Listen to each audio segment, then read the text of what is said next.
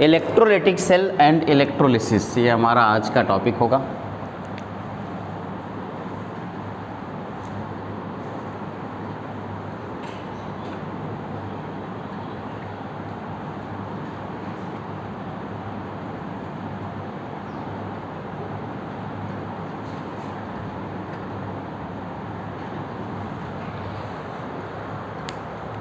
Electrolytic cell and electrolysis, ये आज का हमारा टॉपिक है, जिसके बारे में हमें डिटेल में डिस्कशन करना है। Electrolytic cell and electrolysis. आज मैं आपको पहले मैं इलेक्ट्रोलाइटिक सेल के बारे में बताऊंगा और उसके अंदर हो रहे इलेक्ट्रोलिसिस प्रोसेस के बारे में बताऊंगा। फिर उसी इलेक्ट्रोलिसिस का एक भाई है इलेक्ट्रोप्लेटिंग, उसके बारे में बताऊंगा। फिर उसी इलेक्ट्रोप्लेटिंग का एक और रूप है इलेक्ट्रो रिफाइनिंग, उन सब के बारे में डिस्कशन करूंगा। और एक बार ये क्लियर हो जाएगा तब जा कर के हम फैराडेज लॉ के बारे में डिस्कशन करेंगे। तो सबसे पहले इलेक्ट्रोलाइटिक सेल देखते हैं क्या होता है। तो जल्दी से मुझे बताइए, इलेक्ट्रोलाइटिक सेल क्या है बेटा? एक ऐसा सेल जो इलेक्ट्रिकल एनर्जी को केमिकल एनर्जी में कन्वर्ट करे, उसे बोलते हैं इलेक्ट्रोलाइटिक सेल। हेडिंग डालेंगे इलेक्ट्रोलाइटिक सेल और लिखेंगे a device which can convert electrical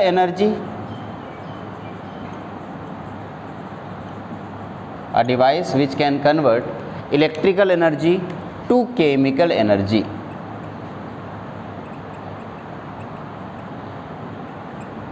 for non spontaneous process. एक ऐसा डिवाइस जो इलेक्ट्रिकल एनर्जी को केमिकल एनर्जी में कन्वर्ट करे, उसको इलेक्ट्रोलाइटिक सेल बोलते हैं। और इस प्रोसेस के दौरान जो भी आपका प्रोसेस चल रहा है, इस दौरान जो भी प्रोसेस चल रहा होगा, उस प्रोसेस को इलेक्ट्रिसिटी की ज़रूरत पड़ रही है, यानी कि एनर्जी की ज़रूरत पड़ रही है। इसका मतलब वो प्रोसेस नॉन स्पॉन्टेनियस प्रोसेस कहलाता है। सबसे पहले मैं यहाँ पे ये डिवाइस बनाने की कोशिश कर रहा हूँ, ध्यान से देखना। मैंने इस तरीके से एक कंटेनर ले लिया, इस कंटेनर में इस तरीके से दो रॉड लगा दिया। पहला रॉड मैंने यहाँ लगाया और दूसरा रॉड मैंने यहाँ, और इन दोनों को मैंने एक बैटरी से कनेक्ट कर दिया, कुछ इस तरीके से। रास्ते में मैंने स्विच भी लगा दिया ताकि पता चले कि स्विच क्या है। अब इस सॉल्यूशन के अंदर इलेक्ट्रोलाइट होगा, है ना, यहाँ पे अंदर इलेक्ट्रोलाइट होगा। ये दो इलेक्ट्रोड है। एक बात ध्यान दें कि जब हम गैल्वेनिक सेल की बात कर रहे थे तो जो पॉजिटिव इलेक्ट्रोड हुआ करता था वो कैथोड था या एनोड? कैथोड। और जो नेगेटिव इलेक्ट्रोड होता था वो एनोड है। यहाँ पे कुछ अलग होगा, उसके बारे में हम डिस्कशन करेंगे। आप सबको पता है अगर ये बैटरी लगा है तो यहाँ पे ये पॉजिटिव हुआ और ये टर्मिनल नेगेटिव हुआ। इस पॉजिटिव टर्मिनल की वजह से ये पूरा का पूरा रॉड पॉजिटिव चार्ज हो गया होगा, और इस नेगेटिव टर्मिनल की वजह से ये पूरा का पूरा रॉड नेगेटिव चार्ज हो गया होगा। इस तरीके से इन दोनों रॉड के बीच में एक पोटेंशियल डिफरेंस क्रिएट हो गया होगा, है ना। अब इसके अंदर जो इलेक्ट्रोलाइट है, उस इलेक्ट्रोलाइट के पास कैटायन भी होगा और उसके पास एनायन भी होगा। आप मुझे बताइए कि कैटायन किससे अट्रैक्ट होगा? कैटायन के ऊपर पॉजिटिव चार्ज है ना बेटा, तो अगर वो पॉजिटिव चार्ज है तो वो अट्रैक्ट किससे होगा? पॉजिटिव रॉड से या नेगेटिव रॉड से?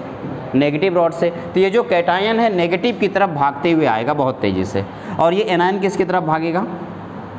पॉजिटिव की तरफ। अब सवाल ये है कि भैया जब कैटायन आएगा तो कैटायन के पास एक इलेक्ट्रॉन की कमी है, और वो नेगेटिव रॉड के ऊपर जैसे बैठेगा वहाँ से एक इलेक्ट्रॉन ले लेगा, और अगर कोई एक इलेक्ट्रॉन गेन करता है तो प्रोसेस रिडक्शन कहलाता है। और यहाँ पे एनायन के पास एक इलेक्ट्रॉन एक्सेस में है, और वो जैसे उस रॉड के ऊपर पहुँचा जिसके ऊपर पॉजिटिव चार्ज, जिसके पास इलेक्ट्रॉनों की कमी है, इस एनायन ने अपने इलेक्ट्रॉन को उसको दान दे दिया। तो लॉस ऑफ इलेक्ट्रॉन क्या कहलाता है? ऑक्सीडेशन कहलाता है। तो हमने क्या देखा कि ये जो A माइनस है, A माइनस इस रॉड के ऊपर जाता है, अपना एक इलेक्ट्रॉन लूज करता है और एक इलेक्ट्रॉन लूज करके A में कन्वर्ट हो जाता है। तो क्या ये प्रोसेस ऑक्सीडेशन हुआ बेटा? आप जल्दी से मुझे बताइए, अगर ये प्रोसेस ऑक्सीडेशन हुआ तो हम सबको पता है कि ऑक्सीडेशन कहाँ पे होता है? एनोड या कैथोड? एनोड पे। तो यहाँ पे क्या हो गया? एट एनोड हमने ये रिएक्शन लिख दिया। अब हम समझ गए कि दूसरा वाला क्या हुआ होगा? एट कैथोड एक रिएक्शन हुआ होगा।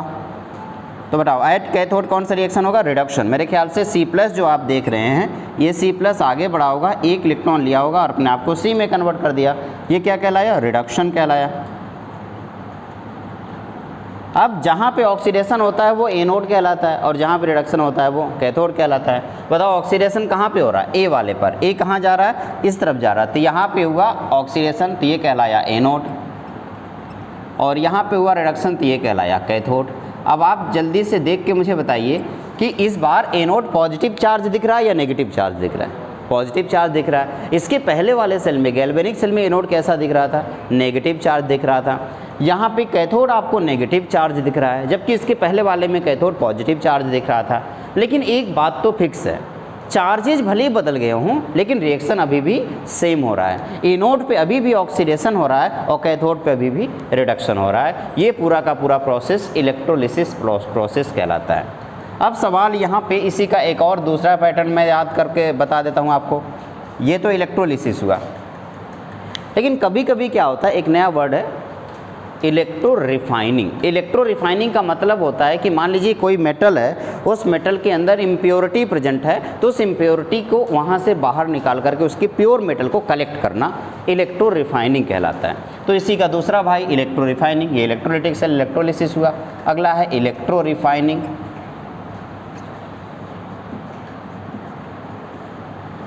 आइए देखते हैं इलेक्ट्रो रिफाइनिंग क्या कहलाता है। एक बात बताओ, मान लो मैं रास्ते से जा रहा था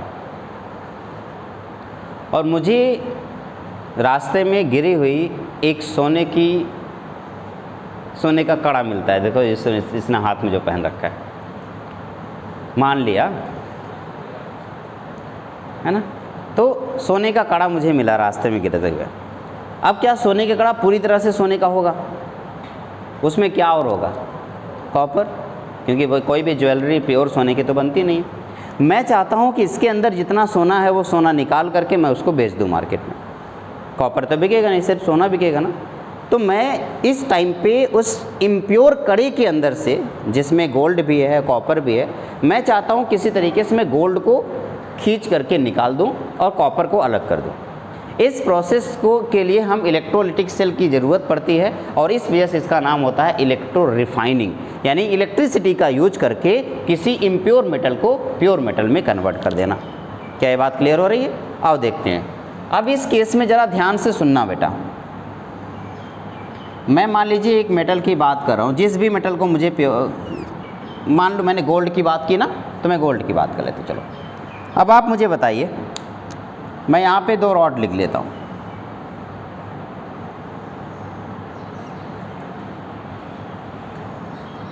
एक रॉड आपका प्योर गोल्ड का है और एक रॉड आपका इम्प्योर गोल्ड का है। दोनों गोल्ड के हैं, लेकिन एक जो मैंने पाया है और एक जो प्योर है। अब सवाल ये है कि अभी आगे आप लोग खुद ही बताएंगे। मैंने इसको इससे कनेक्ट कर लिया, आप बताना क्या मैंने जो प्रोसेस किया है वो सही है या गलत है। ये प्रोसेस जो है वो बेटा प्योर गोल्ड है। क्या है ये? Pure gold. और ये क्या है? Impure gold. ये इम्प्योर गोल्ड है, ये प्योर गोल्ड है। इसके अंदर मैंने गोल्ड सॉल्ट डाल रखा है। इसके अंदर मैंने क्या डाल दिया? Gold salt. गोल्ड सॉल्ट जैसे कि AgCl का एक सॉल्यूशन मैंने AuCl3 का मैंने एक सॉल्यूशन डाल दिया। मान लो ये गोल्ड का सॉल्ट है AuCl3। अब इसका मतलब इसके अंदर Au+3 के आयंस होंगे या नहीं होंगे? तो Au+3 के आयंस इसके अंदर होंगे सॉल्यूशन के। अब आप मुझे बताइए, अगर ज़रा इस बैटरी को ध्यान से देखो और बताओ इसका पॉजिटिव टर्मिनल कौन है? ये वाला। और नेगेटिव टर्मिनल कौन सा है? ये वाला। अब पॉजिटिव टर्मिनल पे क्या है? एनोड है या कैथोड? एनोड। और नेगेटिव टर्मिनल पे क्या है? कैथोड। तो बताओ ऑक्सीडेशन कहाँ पे होता है, एनोड का या कैथोड का? एनोड का ऑक्सीडेशन होता है। तो आप देखेंगे भैया यहाँ पे ये जो गोल्ड है इसमें से कुछ गोल्ड Au+3 के फॉर्म में सॉल्यूशन के अंदर इंटर करेंगे और वही Au+3 के फॉर्म में जो सॉल्यूशन के अंदर इंटर करेंगे ये इस पर जाकर के डिपॉजिट हो जाएंगे। अब क्या आप देख रहे हैं कि जो प्योर गोल्ड था उसके अंदर से गोल्ड निकल करके इम्प्योर गोल्ड के ऊपर जाके डिपॉजिट हो रहा है। क्या आप यही चाहते थे? नहीं, आप क्या चाहते थे कि इम्प्योर के अंदर से गोल्ड निकले और किस पे डिपॉजिट हो जाए, प्योर पे। तो बताओ मुझे क्या करना चाहिए इस टाइम पे? इस टाइम पे मुझे इस बैटरी को बदल देना चाहिए, यानी कि मुझे इस तरफ पॉजिटिव और इस तरफ नेगेटिव कनेक्ट कर देना चाहिए।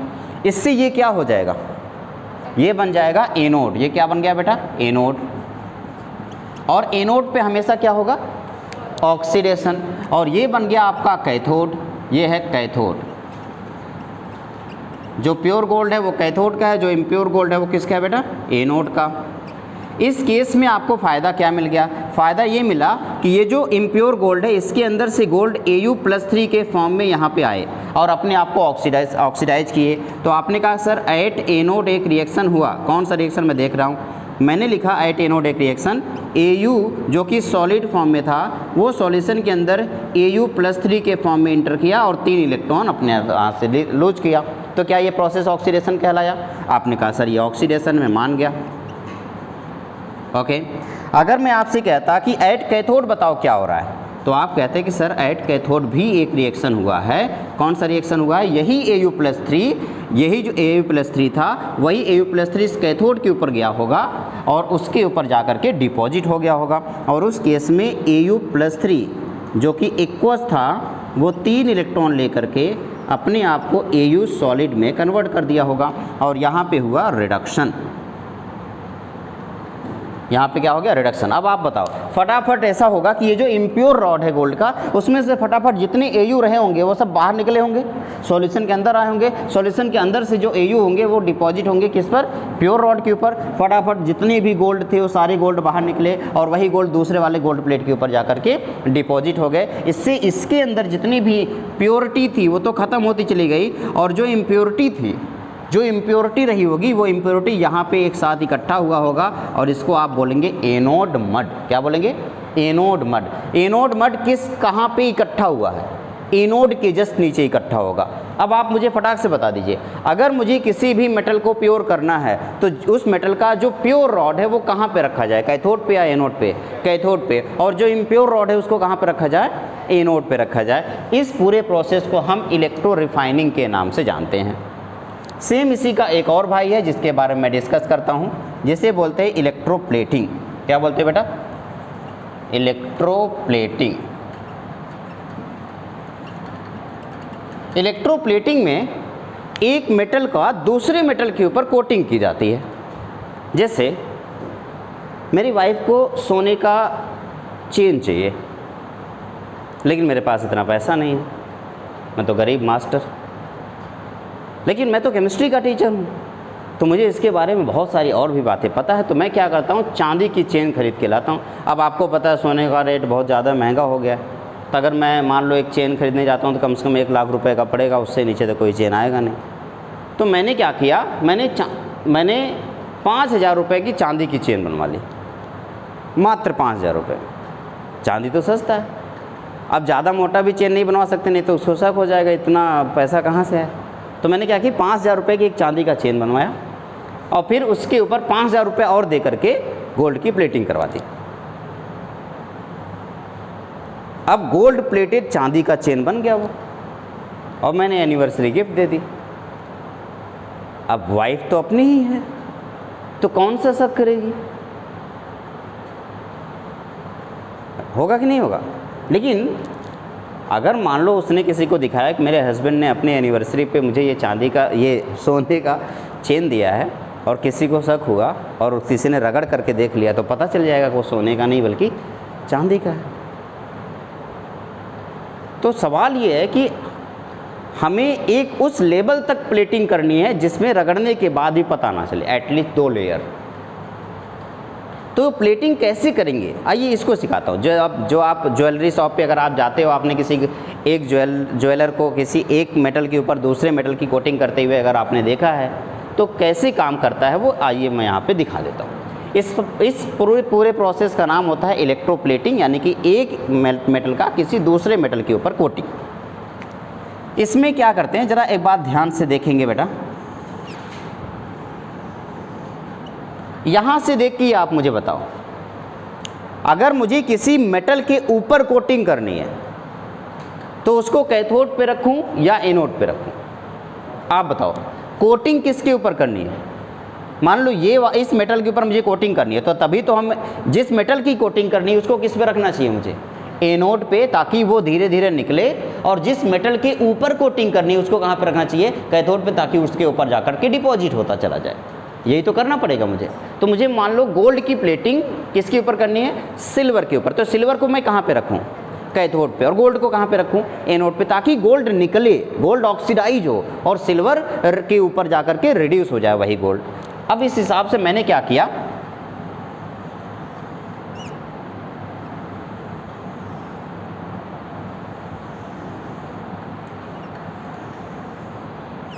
ये वाला मेटल है जिसके ऊपर मुझे कोटिंग करनी है, ये आपका किसका है, चांदी का। तो आपने कहा Ag सॉलिड। ये किसका है बेटा, सोने का Au सॉलिड। ये सोने का रॉड है, ये चांदी का रॉड है। अब इन दोनों के बीच में मैंने क्या किया, एक बैटरी लगा दी। अब आप मुझे बताइए, बैटरी जो मैं लगा रहा हूँ, ये जो बैटरी है, उसमें एनोड पे किसको रखूँ, कैथोड पे किसको रखूँ। एनोड पे गोल्ड और कैथोड पे सिल्वर। क्यों, क्योंकि सिल्वर के ऊपर डिपॉजिट होना है गोल्ड को। तो एनोड पे मैंने गोल्ड रखा, तो एनोड के यानी कि पॉजिटिव, और नेगेटिव मैंने इधर रख दिया। तो ये नेगेटिव हुआ यानी कि कैथोड, ये बन गया आपका कैथोड, और ये बन गया आपका एनोड। ठीक है, अब इसके अंदर देखो जो सॉल्यूशन, ज़रा इसको भी देख लेते हैं एक बार। इसके अंदर जो सॉल्यूशन यूज करूँगा वो सॉल्यूशन भी सोने का होना चाहिए। तो मैंने यहाँ पे लिख दिया AuCl3 का सॉल्यूशन है, जिसमें Au+3 के फॉर्म में है। इसके अंदर जो इलेक्ट्रोलाइट है, इलेक्ट्रोलाइट मैंने यूज किया है वो है AuCl3 का। अब ये जो Au है, ये Au फटाक से अपने आप को ऑक्सीडाइज करके Au+3 में कन्वर्ट करेगा, और वही Au वापस जा कर के इसके ऊपर डिपॉजिट होगा। तो आप देखेंगे कि धीरे धीरे धीरे धीरे धीरे धीरे क्या हुआ कि ये जो सिल्वर का रॉड था उसके ऊपर गोल्ड की प्लेटिंग होती चली जाएगी, और गोल्ड जितना उधर जाता रहेगा इतना गोल्ड इधर कम होता चला जाएगा। तो आपने कहा कि एट एनोड, बताओ कौन सा रिएक्शन हुआ होगा बेटा, एट एनोड क्या हुआ होगा, ऑक्सीडेशन। किसका ऑक्सीडेशन हुआ होगा, Au का ऑक्सीडेशन हुआ होगा। तो आपने कहा सर Au जो सॉलिड हुआ करता था वो Au+3 में कन्वर्ट हुआ, +3 इलेक्ट्रॉन दे करके।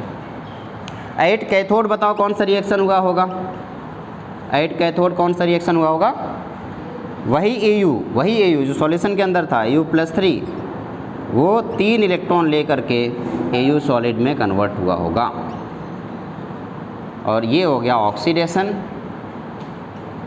और ये हुआ आपका रिडक्शन।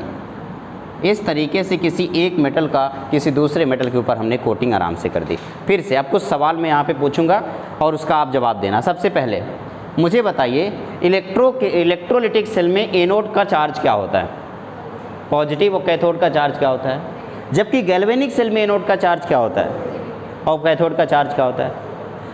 गैल्वेनिक सेल में प्रोसेस स्पॉन्टेनियस होता है या non spontaneous, spontaneous. Electrolytic cell में कैसा होता है, नॉन स्पॉन्टेनियस। क्या बात क्लियर हो गई, गुड। गैल्वेनिक सेल में डेल्टा ई की वैल्यू होती थी पॉजिटिव, यहाँ पे डेल्टा ई की वैल्यू क्या होगी, नेगेटिव। यहाँ पर जो डिकम्पोज ऑक्सीडेशन तो एनोड पे होगा और कैथोड पे, और रिडक्शन ये तो दोनों सेल के लिए सेम है।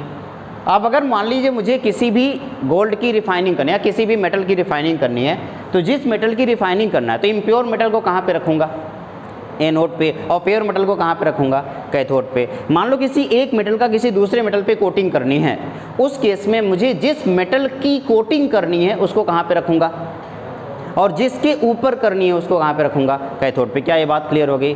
क्या आप में से किसी के दिमाग में कोई सवाल एक्स्ट्रा गूंज रहा है जो अभी तक आपका क्लियर ना हुआ हो, एनीवन? Very good. इन्होंने सवाल पूछा कि सर अगर इलेक्ट्रोलाइट AuCl3 की जगह AgCl3 रखे तो क्या होगा। अब होगा क्या, सच में बेहतरीन सवाल है, सच्ची मैं कसम से कह रहा हूँ, बहुत मज़ेदार सवाल। ये होना चाहिए, हर किसी बच्चे के दिमाग में ऐसा सवाल आना चाहिए।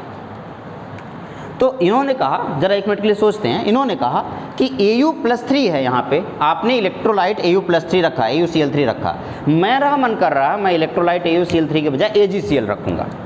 अब सोचो ऑक्सीडेशन किसका हो रहा है, Au का। तो अब जैसे Au का ऑक्सीडेशन हो रहा है तो सॉल्यूशन Au+3 बन रहा है, सॉल्यूशन के अंदर Au+3 का आयन बन रहा है, लेकिन उसी सॉल्यूशन के अंदर एक आयन पहले से प्रेजेंट है, कौन, Ag+ का आयन पहले से प्रेजेंट है। है ना। अब कंपटीशन शुरू हो जाएगा इन आयनों के बीच में। अब इस सॉल्यूशन के अंदर बताओ कितने आयन्स मिल गए आपको? 2 कैटायन्स मिल गए। कौन कौन से? एक तो गोल्ड का कैटायन और एक सिल्वर का कैटायन। अब क्या होगा? दोनों को रिड्यूस होना है, किसके ऊपर जा करके? कैथोड के ऊपर। दोनों में लड़ाई शुरू हो जाएगी, कौन रिड्यूस होगा। दोनों बड़ी तेज़ी से कैथोड के ऊपर भागेंगे, लेकिन जिसका SRP ज़्यादा होगा वही रिड्यूस होगा। अब आप मुझे बताओ AU का SRP ज़्यादा है या AG का SRP ज़्यादा है? नीचे आओ, इलेक्ट्रोकेमिकल सीरीज सबको पता है।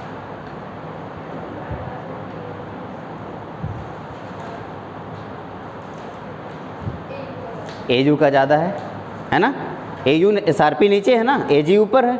हे कुणाल इंदु को फिर आज बाहर ले गया, वो कल किसी और को फंसाएगा, यही तो है। तो अगर AU का SRP ज़्यादा है तो बताओ AG और AU में फिर से कंपटीशन शुरू हो जाएगा, तो AU जीतेगा, तो AU आके डिपॉजिट होगा। तो चाहे आप AU का लगा दो चाहे AG का रख दो, कोई फ़र्क नहीं पड़ता, जीतेगा तो AU यानी कि गोल्ड ही जीतेगा, रिडक्शन तो गोल्ड का ही होगा। लेकिन सोचो ज़रा, सोचो, अगर AU से ज़्यादा कोई हमने SRP वाला रख दिया, उस केस में AU डिपॉजिट नहीं होगा, बल्कि उससे ज़्यादा जो SRP होगा वो डिपॉजिट होगा। क्या ये बात क्लियर हो गई? इस प्रोसेस को हम आगे चल के पढ़ेंगे और इसका नाम होगा प्रोडक्ट ऑफ इलेक्ट्रोलिसिस के नाम से। फिर से एक बार क्लियर कर लेते हैं। इन केस इलेक्ट्रोलाइट में एक से ज़्यादा आयन प्रेजेंट हैं, उस केस में कैथोड के ऊपर वो जाएगा जिसका SRP ज़्यादा है। क्या ये बात क्लियर हो रही है ना? कोई दिक्कत तो नहीं है? हम लोगों को पता है जिसका जो पोटेंशियल ज़्यादा होता है उसके साथ वही होता है।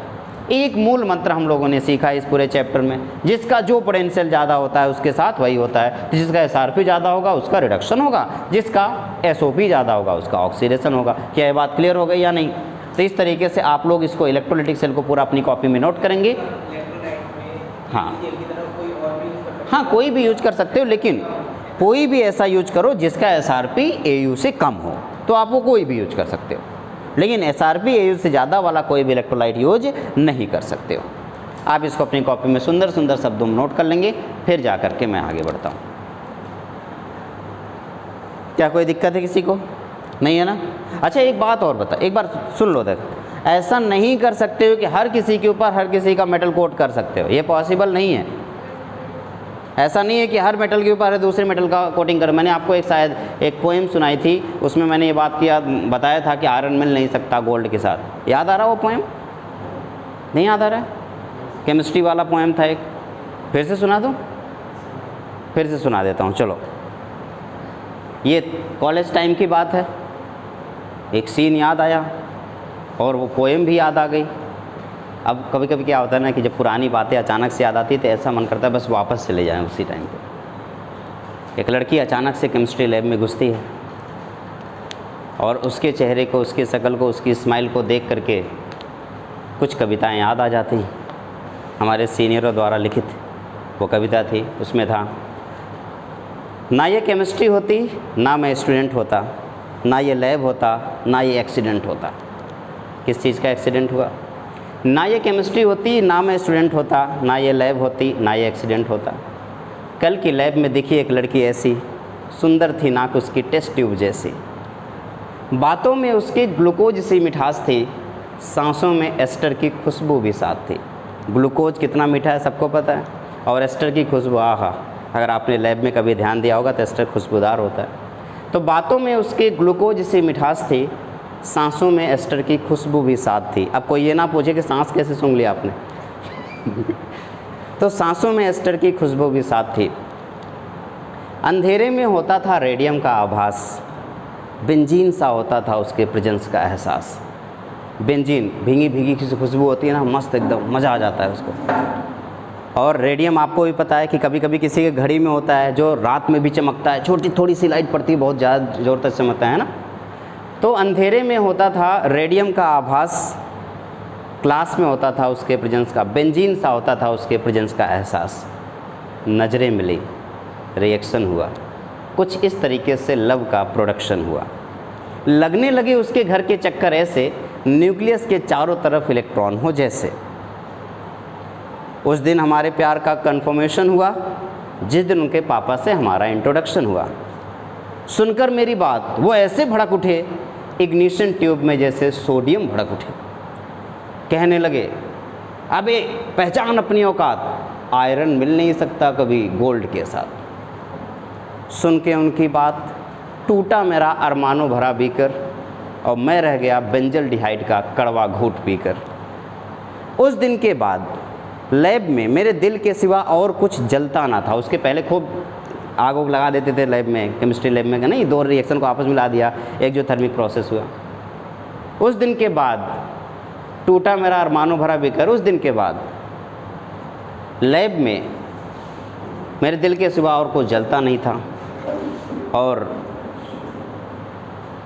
हो गया, इसे नोट कर लिया। तो क्या हम गोल्ड पे सिल्वर की भी कोटिंग कर सकते हैं? नहीं कर सकते ना। किसी एक मेटल पे दूसरे मेटल की कोटिंग करना है तो उसके लिए उसका एसआरपी ज़्यादा होना चाहिए। अगर एसआरपी ज़्यादा है तो ही कोटिंग हो सकती है।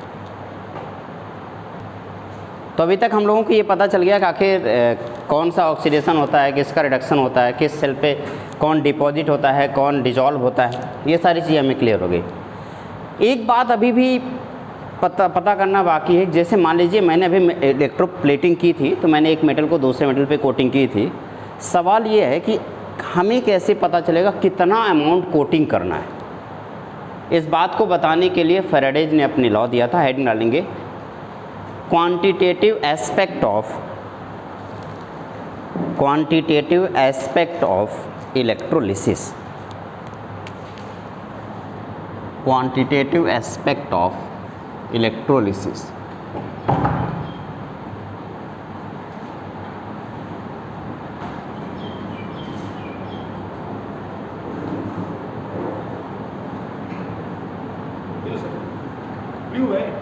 कोई बात नहीं, थैंक यू। हाँ, 4-5 दिन में जो खाया ना आप लोगों ने, एक बार मुझे ना अपडेट कर क्या क्या आएगा पिछले 5 दिन का अभी कर दो। तो क्वांटिटेटिव एस्पेक्ट ऑफ इलेक्ट्रोलिसिस, ठीक है। इलेक्ट्रोलिसिस का क्वांटिटेटिव एस्पेक्ट, जिस बात को सबसे पहले बताया था माइकल फैराडे ने, इसलिए हम इसको फैराडेज लॉ के नाम से जानते हैं। तो इसी के अंदर हमारा पहला हेडिंग हुआ Faraday's law.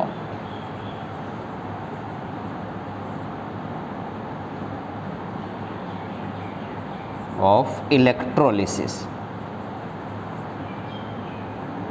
Faraday's law of electrolysis. इन्होंने 2 लॉ दिया था, इसमें फर्स्ट लॉ के बारे में हम बात करेंगे, बाद में फिर सेकेंड लॉ की बात करेंगे। अच्छा, आप लोग बताओ ज़रा, ऐसे जनरल सा सवाल है, सेम प्रोसेस आपको बोल दिया जाए कि मैंने एक तरफ सिल्वर रख दिया, दूसरी तरफ गोल्ड रख दिया, और मैंने इलेक्ट्रोप्लेटिंग शुरू कर दी, तो गोल्ड फटाफट निकल रहा होगा और सिल्वर के ऊपर डिपॉजिट हो रहा होगा। तो ये कैसे पता चलेगा कि कितना अमाउंट सिल्वर का गोल्ड का सिल्वर के ऊपर डिपॉजिट हो रहा है? ये बात कैसे पता करें? सबसे पहले क्या, जितना गोल्ड यूज हो रहा है, हमें कैसे पता चलेगा कितना गोल्ड यूज हुआ? जितना नहीं, हम तो एक रॉड डाल रहे हैं ना, इतनी मोटी सी रॉड है, तो क्या पूरा का पूरा गोल्ड थोड़ी ख़त्म हो जाएगा? सबसे पहले क्या करेंगे, इनिशियल वेट कर लेंगे, बाद में फाइनल वेट करेंगे। मान लो हमें ये करने की ज़रूरत ही ना पड़े, मैं ऐसा अगर मान ली ऐसे लोग सोचो कि मैंने एक रॉड लगा दिया, करंट शुरू कर दिया, तो इलेक्ट्रॉन रॉड के अंदर से गोल्ड डिपॉजिट हुआ और दूसरे के ऊपर जाकर डिपॉजिट हो गया। क्या हर बार उससे निकाल करके वेट करोगे कितना गोल्ड डिपॉजिट हुआ? या आपके पास कोई ऐसा तरीका है जिससे आपको पता होना चाहिए कि ये प्रोसेस कितनी देर तक चलेगा और जिससे हम पता चल जाएगा कितना गोल्ड डिपॉजिट हुआ? नहीं हो सकता, ऐसी कोई तरीका नहीं है। एक तरीका है, जितना ज़्यादा करंट पास करोगे क्या उतनी तेज़ी से इलेक्ट्रॉन फ्लो होगा और उतनी तेज़ी से प्रोसेस होगा, और जितनी तेज़ी से प्रोसेस होगा क्या उतना ज़्यादा गोल्ड डिपॉजिट होगा। तो सबसे पहला तरीका है करंट कितना पास कर रहे हो। दूसरा पॉइंट, करंट कितनी देर तक पास कर रहे हो, क्योंकि अगर प्रोसेस ज़्यादा देर तक करोगे तो ज़्यादा अमाउंट डिपॉजिट होता रहेगा। तो 2 बातें हैं, पहला तो करंट कितना पास कर रहे हो, दूसरा करंट कितनी देर तक पास कर रहे हो। इसी बात को first law of Faraday's electrolysis बोलते हैं। ये तो ऑब्वियस है, हमें पता है कि भैया हमने, अब आप जैसे कि पानी को चूल्हे के ऊपर रख के चले जाओ, तो सबको पता है जितना ज़्यादा गैस तेज करोगे पानी उतना तेज़ी से इवेपरेट होगा, या दूसरा जितनी देर तक उसको चूल्हे पे रखे रहोगे उतना ज़्यादा पानी इवेपरेट होगा। ये तो ऑब्वियस है ना, लेकिन इसी को सबसे पहले फैराडे ने देखा, इसलिए फैराडेज लॉ बन गया। आज की डेट में आप लोग ने देखा होता तो आपका ना लॉ बन जाता। सिंपल है ना। तो लिखेंगे Faraday's first law of electrolysis. The amount of chemical reaction, the amount of chemical reaction, Faraday's first law लिखें, the amount of chemical reaction which occur at any electrode, the amount of chemical reaction which occur at any electrode during electrolysis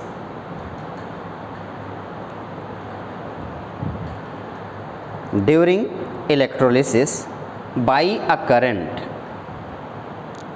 during electrolysis by a current is proportional to the quantity of electricity, is proportional to the quantity of electricity passed through the electrolyte, passed through the electrolyte। इसका मतलब क्या होगा? उनका कहना है कि भैया आप जिस अमाउंट की बात कर रहे हो कि जितना अमाउंट किसी भी इलेक्ट्रोड एनोड पे जितना अमाउंट डिजॉल्व हो रहा है या कैथोड पे जितना अमाउंट डिपॉजिट हो रहा है, ये amount, this amount is directly proportional to amount of charge which passed through electrolyte, यानी कि Q। अब सबको पता है Q क्या होता है, क्या होता है Q? I into T. तो अगर मैं आपसे कहूँ कि भैया W this is equals to, अगर मैं इक्वल का साइन लगाऊंगा तो मैं यहाँ प्रोपोर्शनल हटाऊंगा तो एक कांस्टेंट लगेगा, मैं यहाँ पे Z लगाता हूँ Q। और सबको पता है या तो W equals to Z Q लिख दो, या Q की वैल्यू सबको पता है W equals to Z into I into T. Where W क्या है बेटा? अमाउंट ऑफ सब्सटेंस,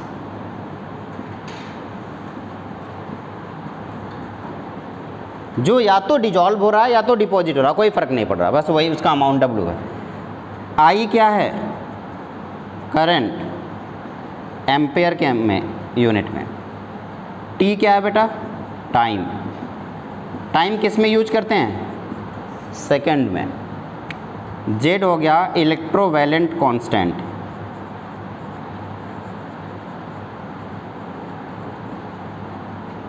Z की वैल्यू क्या होगी? Electrovalent constant. और Z का जो एग्जैक्ट वैल्यू होता है वो होता है E/96500, where E is the, क्या किसी को याद है ये क्या है? नहीं पढ़ा कभी? मोलैरिटी नॉर्मेलिटी पढ़ाते समय एक ही बारे में बात किया था, इक्विवेलेंट वेट।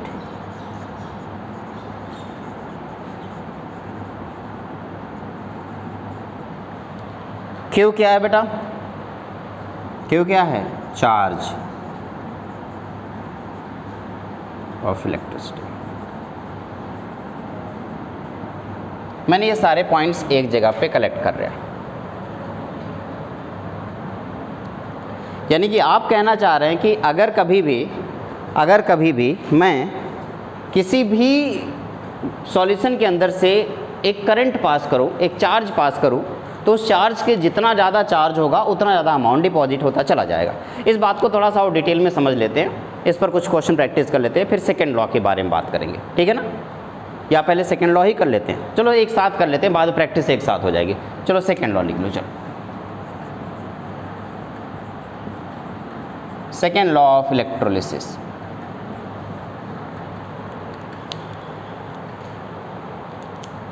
लिखें,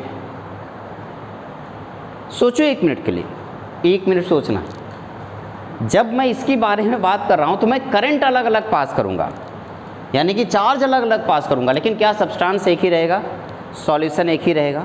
सॉल्यूशन तो नहीं बदल रहा ना। क्या हो अगर मैंने सॉल्यूशन बदल दिया लेकिन चार्ज सेम रखा? ऐसा भी तो चांस हो सकता है। पहले केस में मैंने सॉल्यूशन नहीं बदला है, चार्ज बदल दिया। कभी हम 1 घंटे पास करेंगे, कभी आधे घंटे पास करेंगे, कभी 10 एम्पेयर की करंट पास करेंगे, कभी 5 एम्पेयर की करंट पास करें, लेकिन सॉल्यूशन वही रहेगा जो है। तो उस केस में हमने फर्स्ट लॉ अप्लाई किया। लेकिन अगर मैं चार्ज की वैल्यू यानी Q की वैल्यू कांस्टेंट कर दूं और इस बार मैं सॉल्यूशन अलग कर रहा हूं, कभी MgCl2 कर दे रहा हूं, कभी CaCl2 कर दे रहा हूं, कभी NaCl कर दे रहा हूं, कभी AlCl3 कर दे रहा हूं, सॉल्यूशन बदल दे रहा हूं, उस केस में हम हमेशा अप्लाई करेंगे सेकेंड लॉ। लिखेंगे सेकेंड लॉ ऑफ इलेक्ट्रोलिसिस में लिखेंगे the amount of different substances, the amount of different substances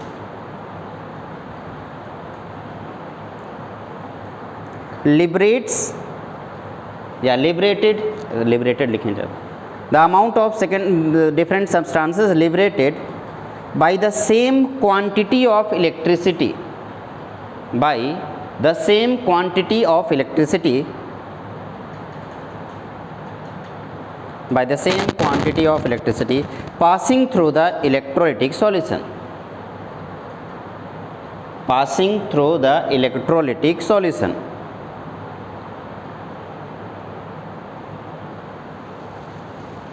passing through the electrolytic solution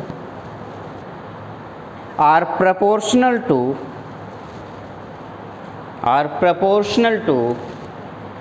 their equivalent mass, are proportional to their equivalent mass। ठीक है, सबको पता है equivalent mass क्या है? Molar mass by n factor. याद आ रहा है किसी को? ठीक है। एनीवे, अब जरा ये वैल्यू उठाओ, अगर ये सही मायने में देखा जाए तो कोई सेकेंड लॉ नहीं है, फर्स्ट लॉ से ही आया। देखो ना, अगर मैं जेड की वैल्यू को उठा करके यहाँ पे पुट करूँ तो जरा मुझे बताओ क्या आएगा। W equals to Z into I into T है ना, और जेड की वैल्यू उठा के यहाँ पे रखूँगा E into I into T divided by 96500। ये W की वैल्यू आ गई, आया ना? तो क्या अगर मैं ये I कांस्टेंट रखूँ, T कांस्टेंट रखूँ तो 96500 तो कांस्टेंट ही है, तो क्या W is directly proportional to E नहीं आ रहा है? यही तो सेकेंड लॉ है। कहाँ से आया है वो? फर्स्ट लॉ से। तो W1 by W2 this equals to E1 by E2। ये है second law of. Second law कब अप्लाई करेंगे बताइए ज़रा? जब सॉल्यूशन बदल दिया जाए, सब्सटेंस बदल दिया जाए, लेकिन करंट सेम रखा जाए। फर्स्ट लॉ कब अप्लाई करेंगे? जब कौन सा लॉ अप्लाई करेंगे? जब दोनों बदलें। मैंने सब्सटेंस भी बदल दिया और करंट भी बदल दिया। अब बताओ कौन सा लॉ अप्लाई करोगे? कोई लॉ अप्लाई नहीं होगा। तब आप डायरेक्ट इस फॉर्मूले को अप्लाई कर सकते हो।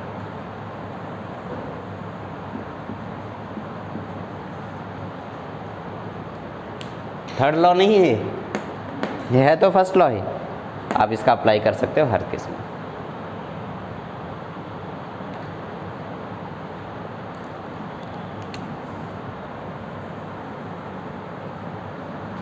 आइए इस पर अब क्वेश्चन प्रैक्टिस करते हैं। सबसे पहला इस टॉपिक का सबसे फर्स्ट क्वेश्चन, बेहतरीन मज़ेदार दमदार सवाल।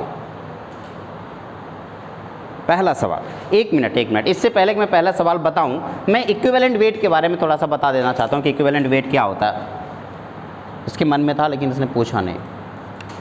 Equivalent weight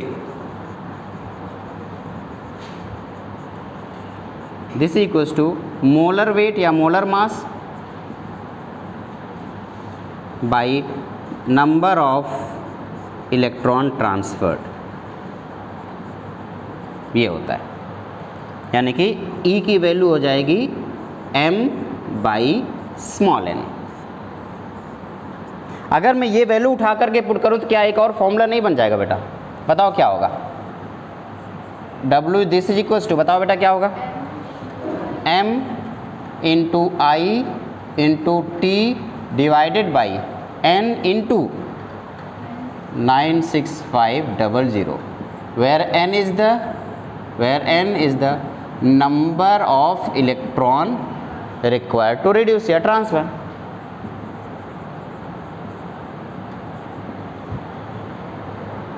during the process या ड्यूरिंग द रिएक्शन। आइए सबसे पहला सवाल हम करते हैं, उसके बाद आगे बढ़ेंगे। ठीक है, आप लोग कैलकुलेट, ये नोट कर लिया? ठीक है, लिखें क्वेश्चन, लिखें calculate charge on calculate charge on 1 mole electron in Coulomb. Calculate charge on 1 mole electron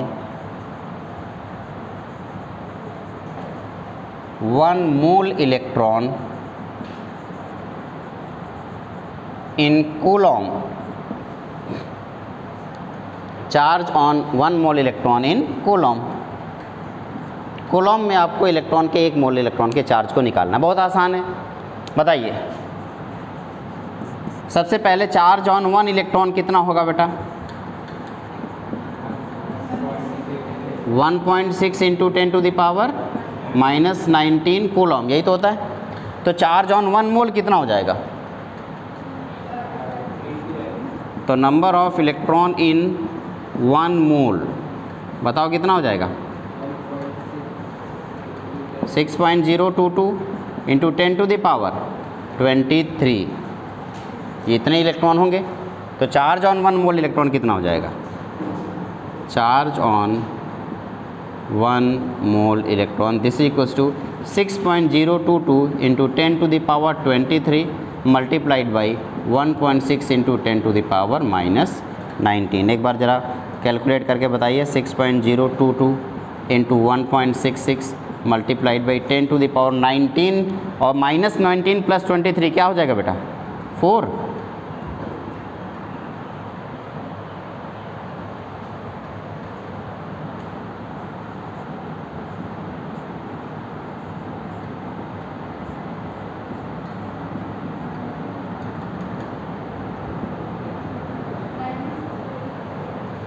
यही हो गया, या अप्रॉक्सीमेटली हम इसको लिख दें 96487 कूलॉम। ये होता है this 96487 is approximately 1 faraday. This is 1 faraday, this is known as 1 faraday. और हम लोग इस 1 फैराडे को हम अप्रॉक्सीमेटली 96500 कूलॉम लेके चलते हैं। तो मैंने ये जो नीचे रखा है ना, ये वैल्यू कुछ और नहीं बल्कि क्या है? 1 फैराडे, यानी charge on 1 mole electron.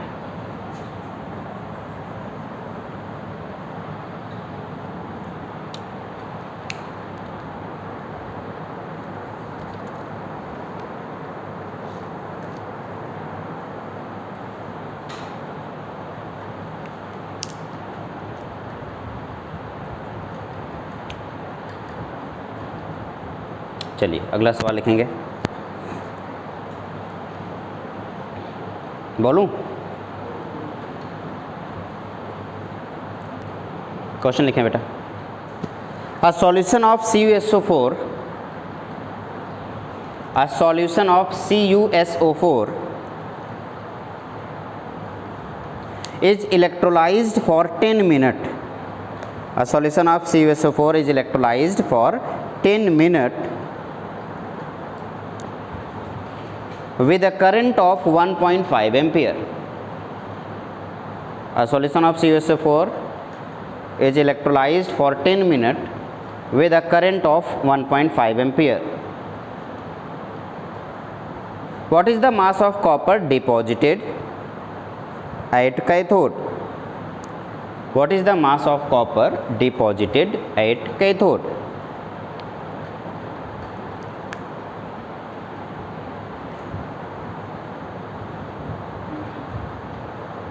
Molar mass of copper is 63 gram per mole.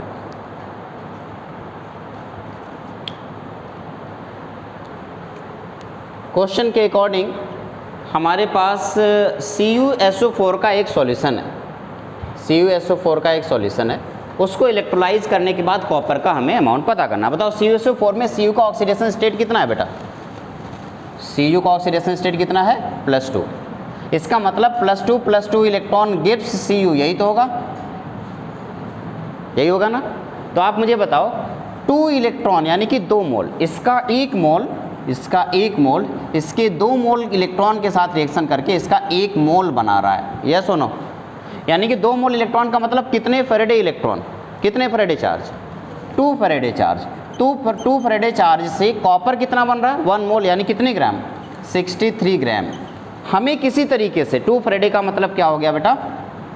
2 into 96500 coulomb charge से हम 63 ग्राम बना रहे हैं। तो क्या कोई मुझे बताएगा 1 कूलम चार्ज से हम कितना बनाएंगे?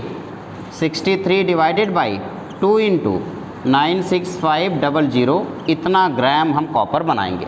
हमें बस किसी तरीके से क्या चाहिए कि हमने कितना चार्ज पास किया, कितना कूलम चार्ज पास किया, यानी क्या कैलकुलेट करना है? Q की वैल्यू कैलकुलेट करना है। तो बताओ Q की वैल्यू कैसे कैलकुलेट करेंगे? Q equals to I into T. बताओ I कितना है बेटा? 1.5 एम्पियर, 1.5 एम्पियर है, मल्टीप्लाइड बाई T कितना है? 10 मिनट। हमें किस में लिखना है? सेकेंड में। तो क्या करूँ? 10 मिनट मल्टीप्लाइड बाई 6T, क्या इतना सेकेंड हो गया? बताओ कितना हो जाएगा बेटा? 900 क्या? कूलम। अब बताओ, आपने कहा सर 1 कूलम से इतना ग्राम बन रहा है, तो 900 कूलम से कितना चार्ज डिपॉजिट होगा? तो अमाउंट ऑफ Cu डिपॉजिटेड, तो आप फ्रॉम 900 कूलम, तो बताओ क्या हो जाएगा answer? 900 multiplied by 63 divided by 2 into 96500। क्या कोई इसे कैलकुलेट करके बता सकता है? 00 ने 00 को मार दिया, कितना आ गया बेटा? तो हो गया 9 इंटू 63 डिवाइडेड बाई 2 इंटू 965। क्या कोई कैलकुलेट करके बताएगा कितना कॉपर आ रहा है? 0 पॉइंट, फिर से कैलकुलेट करो इसको। 2 कैसे आ जाएगा? नीचे 965 है, इंटू 2 है। कैलकुलेट करो जल्दी, बताओ कितना आ रहा है। तो फाइनली हमारा आंसर मिल गया 0.29। एक बात बताओ, ये जो मैंने प्रोसेस बताया है, ये प्रोसेस आप बोर्ड में यूज करोगे तो आपको 2 नंबर का क्वेश्चन है, 2 नंबर पूरा मिलेगा। 2 नंबर के क्वेश्चन में पहला नंबर पता कहाँ देंगे? वो यहाँ देंगे।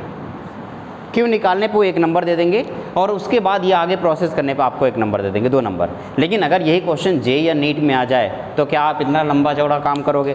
क्या करोगे? कौन सा फॉर्मूला डायरेक्ट लगा दोगे? बताओ कौन सा फॉर्मूला डायरेक्ट लगा दोगे? क्या यही होगा? क्या m की वैल्यू दिया है, जरा इसमें को सॉल्व करके देख लेते हैं। m की वैल्यू कितनी होती है? 63 multiplied by 1.5 into 600 divided by 2 into, क्योंकि n की वैल्यू 2 है ना, इंटू 96500। क्या डायरेक्ट एक ही लाइन में आ जा रहा है आंसर? डन। तो जब भी कभी क्वेश्चन आए तो आपको कौन सा, जे या नीट में, तो आप डायरेक्ट ये वाला फॉर्मूला यूज करेंगे। लेकिन बोर्ड में और या फिर अपने नोटबुक में, स्कूल वाले नोटबुक में इसका यूज ना करना, नहीं तो मैम फर्जी में पीट देंगे तुम लोगों को। ठीक है।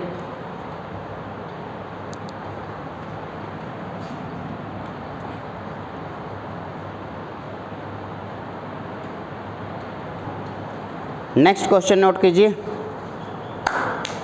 If a current of 0.5 ampere, if a current of 0.5 ampere, if a current of 0.5 ampere flow through a metallic wire, flow through a metallic wire for 2 hours,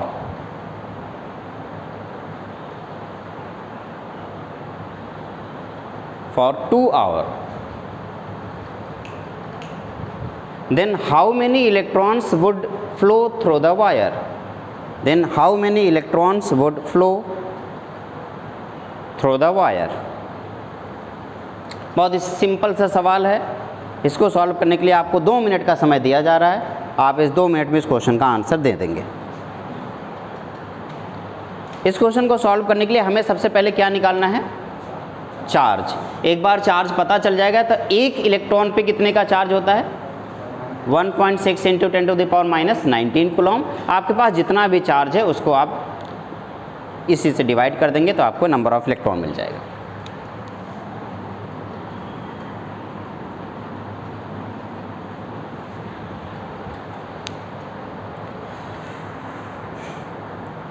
current दिया हुआ है 0. एक बार मुझे बता दीजिए फटाफट, आई की वैल्यू कितनी दी है? 0.5 एम्पियर।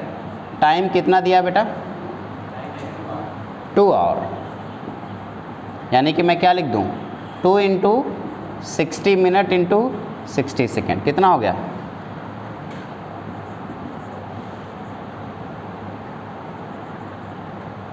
तो हमारा Q की वैल्यू आ गई 0.5। Q का फॉर्मूला होता है I इंटू टी, इसकी वैल्यू होगी 0.5 इंटू 7200, तो फाइनली आ गया 3600 कूलम। चार्ज की वैल्यू आ गई 3600 कूलम, यही हुआ ना? ओके, तो number of electron this is equals to charge divided by charge divided by e की वैल्यू कितनी होती है? 1.6 into 10 to the power minus 19। तो हमारा यहाँ आ गया 3600 divided by 1.6 into 10 to the power minus 19। ये भी कूलम है, ये भी कूलम है। तो एक बार नंबर ऑफ इलेक्ट्रॉन मुझे बता दीजिए कितने आएंगे। तो 3600 divided by 1.6 into 10 to the power 19। तो मैं यहाँ पे 2 और अलग से लिख लूँ, तो ये 2 बाहर निकाल दूंगा तो 19 के बजाय ये हो जाएगा 21। एक बार इसे सॉल्व कीजिए और मुझे बताइए कितना हो गया। फाइनली हो गया 360 divided by 16 into 10 to the power 21। इसे एक बार सॉल्व कीजिए और बताइए कितना आ रहा है।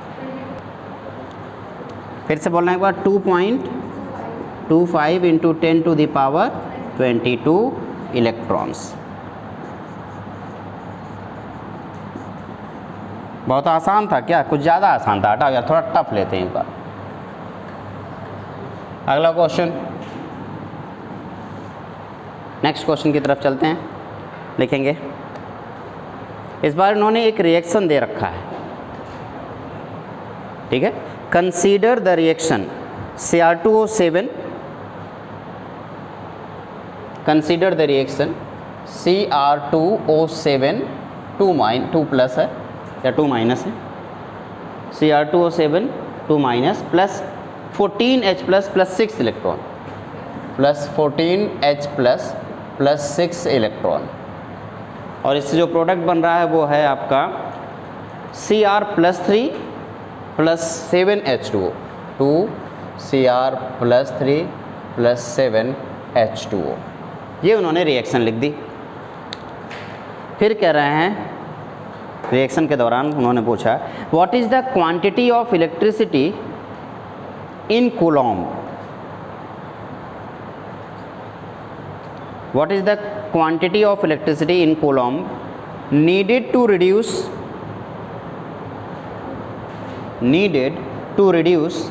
1 mole of Cr2O7 plus 2। वो चाहते हैं कि भैया 1 मोल Cr2O7 -2 को रिड्यूस करने के लिए हमें कितने कूलॉम इलेक्ट्रिसिटी की ज़रूरत पड़ेगी। तो सबसे पहले ज़रा इसको एक बार चेक करते हैं। अब हमारे पास 1 मोल Cr2O7 है ना, तो ज़रा मुझे बताओ कि Cr2O7 अगर यहाँ पे 1 मोल है तो इस रिएक्शन के दौरान कितने मोल इलेक्ट्रॉन कंज्यूम हो रहे हैं? कितने मोल इलेक्ट्रॉन कंज्यूम हो रहे हैं? 6 मोल इलेक्ट्रॉन कंज्यूम हो रहे हैं। तो फाइनली वो जानना क्या चाहते हैं? 6 मोल इलेक्ट्रॉन को किस में कन्वर्ट करना चाहते हैं? वो कह रहे हैं कूलॉम में कन्वर्ट कर दो, फटाक से कन्वर्ट कर दो।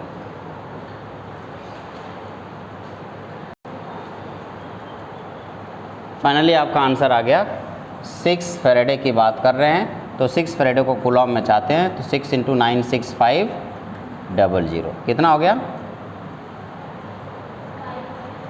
5 नहीं, वैसे डिजिट बताओ, 57900 000 है Coulomb.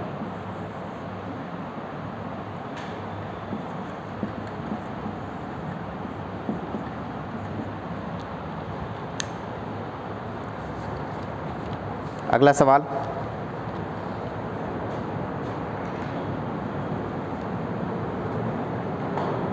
How much charge is required to following reduction?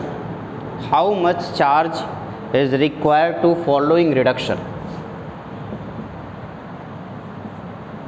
कुछ रिडक्शन लिख रहा है, अब आपको बताना है कितना चार्ज रिक्वायर्ड होगा, कूलॉम में कन्वर्ट करना, ठीक है बेटा। तो है 1 मोल Al प्लस 3 टू Al, 1 मोल Al प्लस 3 टू Al। अच्छा आप फैराडे में बस फैराडे में बता दो, आपको कूलॉम में नहीं बताना, किस फैराडे में बताना बताओ। तो टोटल कितने इलेक्ट्रॉन का ट्रांसफ़र हो रहा है 3, तो कितने फैराडे चाहिए होगा 3 फैराडे। दूसरा सवाल है 1 मोल Cu प्लस 2 टू Cu, 1 मोल Cu प्लस 2 टू Cu, बताओ बेटा कितने फैराडे 2 फैराडे, आपने कहा 2 फैराडे। अगला है 1 मोल MnO4 minus two Mn plus 2, 1 मोल MnO4 minus two Mn plus 2, बताओ बेटा। सबसे पहला टास्क आपका होगा कि Mn प्लस 2 में जा रहा है ना, तो यहाँ पे इसका Mn का ऑक्सीडेशन स्टेट कितना है, कितना बेटा +7। तो आपने कहा सर यहाँ पे Mn का ऑक्सीडेशन स्टेट +7 है और वो किस में जा रहा है +2 में, बताओ कितने इलेक्ट्रॉन कंज्यूम कर रहा होगा 5 इलेक्ट्रॉन। तो इसका आंसर क्या हो जाएगा 5 फैराडे। आपको कूलॉम में कन्वर्ट करना है तो इसको 96500 से मल्टीप्लाई कर दो। नेक्स्ट है 20 gram of calcium, 20 gram of calcium from molten CaCl2। आपको क्वेश्चन नंबर अगला है कि अब आपको बताना है कि कितना इलेक्ट्रिसिटी की रिक्वायरमेंट होगी, how much electricity in term of faraday required to produce. Question number 7 है, फिर से फैराडे के टर्म में आपको इलेक्ट्रिसिटी बताना है, how much electricity in term of Faraday is required. 20 gram of calcium from molten CaCl2, CaCl2 से हमें कैल्शियम निकालना है, तो बताओ CaCl2 में कैल्शियम का ऑक्सीडेशन स्टेट कितना है बेटा +2। तो आपने कहा sir Ca + 2 electron gives Ca, यही ना। तो इसका मतलब 2 फैराडे की रिक्वायरमेंट होगी किसके लिए, कितने कैल्शियम का मोलर मास कितना है 40, यानी कि 40 ग्राम के लिए कितने फैराडे की रिक्वायरमेंट हो गई 2 फैराडे। हमें कितने ग्राम चाहिए 20 ग्राम, तो आप लिखेंगे फॉर 40 ग्राम 2 फैराडे। तो बताओ 20 ग्राम के लिए कितना फैराडे होगा 1 फैराडे की रिक्वायरमेंट होगी। क्या कोई दिक्कत, ठीक। इस तरीके से आप लोग क्वेश्चन को सॉल्व करेंगे। एक लास्ट क्वेश्चन, उसके बाद ये टॉपिक कवर करेंगे, फिर हम लोग प्रोडक्ट ऑफ इलेक्ट्रोलिसिस की बात करेंगे। क्वेश्चन नंबर 6 लिखें, एक last question. 3 electrolytic cell, 3 electrolytic cell ABC, 3 electrolytic cell ABC containing solution ZnCl2, AgNO3 and CuSO4। 3 electrolytic cell A, B and C containing solution ZnSO4। पहला है ZnSO4, दूसरा है AgNO3, AgNO3 और तीसरा है आपका CuSO4, CuSO4। 3 सॉल्यूशन है, मतलब एक 3 इलेक्ट्रोलाइट है और तीनों के पास A, B, C 3 इलेक्ट्रोलाइट है, उसमें ये सॉल्यूशन भरे हुए हैं। आर कनेक्टेड इन सीरीज, इसको एक सीरीज में कनेक्ट कर दिया, यानी कि हमारे पास एक इलेक्ट्रोलाइट, दूसरा इलेक्ट्रोलाइट, तीसरा इलेक्ट्रोलाइट और तीनों को एक सीरीज में कनेक्ट कर दिया उन्होंने ऐसे। ये A है, ये B है और ये C है, connected in the series. A current of 1.5 ampere was passed. A current of 1.5 ampere was passed, यानी कि I की वैल्यू उन्होंने दे रखा है 1.5 ampere. A current of 1.5 ampere was passed through them until 1.45 gram of silver deposited. Ag दे रखा है उन्होंने 1.45 ग्राम, 1.45 gram of silver deposited, full stop. How long did the current flow, how long did the current flow, यानी कि वो पूछ रहे हैं time कितनी देर तक इसको फ्लो करना पड़ेगा। And what mass of copper and zinc were deposited, और वो चाहते हैं कि आप कॉपर का मास बता दो और जिंक का मास बता दो कितना होगा। बहुत ही आसान सा सवाल है। इस सवाल को करने के लिए आपके पास टोटल 10 मिनट का समय है और उसके बाद फिर हम लोग प्रोडक्ट ऑफ इलेक्ट्रोलिसिस पढ़ेंगे, फिर छोटा सा ब्रेक होगा।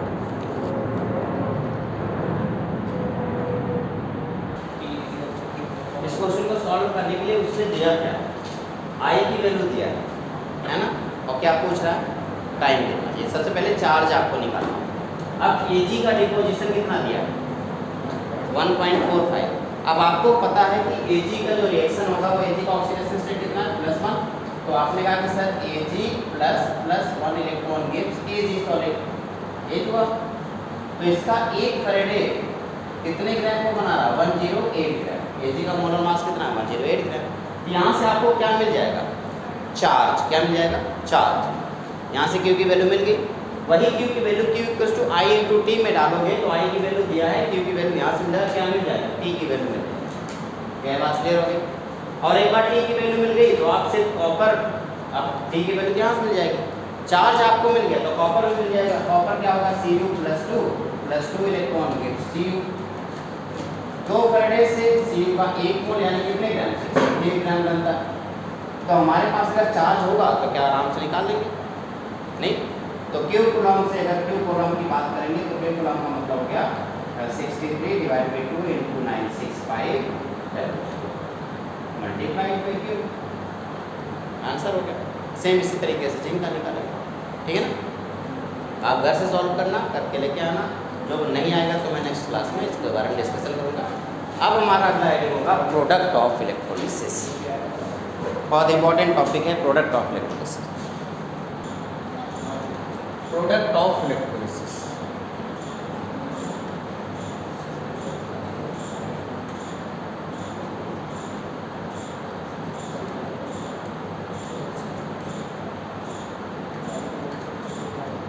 इलेक्ट्रोलिसिस का प्रोडक्ट पता करना है।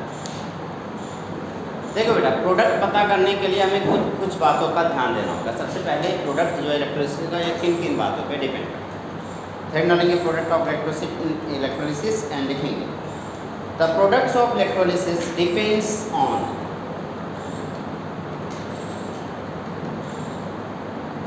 The product of electrolysis depends on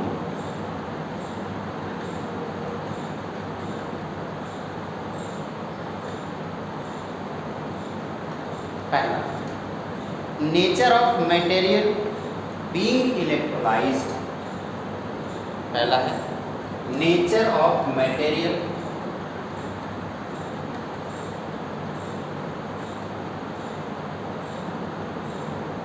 being electrolysed. Nature of material being electrolysed. Next, type of electrode being used,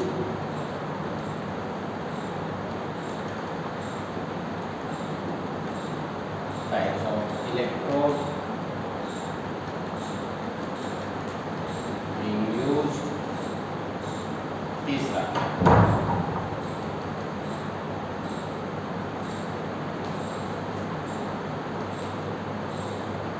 SRP of ion present in the SRP of ions present in electrolyte.